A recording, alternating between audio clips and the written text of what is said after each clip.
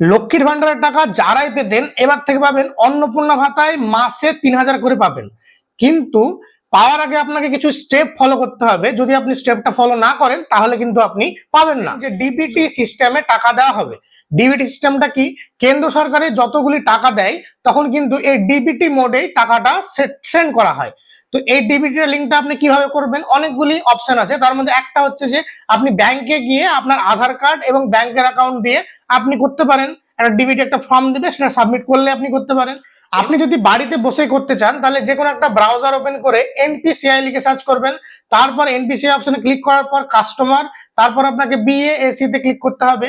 তারপর আপনাকে আধার seeding DCD এ click করতে হবে। তারপর আপনার আধার নাম্বারটা দিবেন। তারপর ওখানে আপনি সিডিং যে অপশন যেটা আছে ওটা ক্লিক করবেন।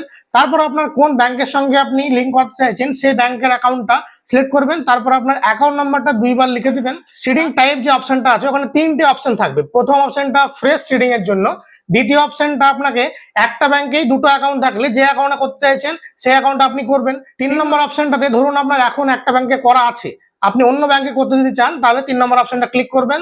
তারপর আপনাকে একটা এগ্রি করতে হবে, আপনাকে একটা টিক মার্ক দিয়ে। তারপর আপনাকে ক্যাপচাটা ফিল করতে হবে, তারপর সাবমিট করবেন।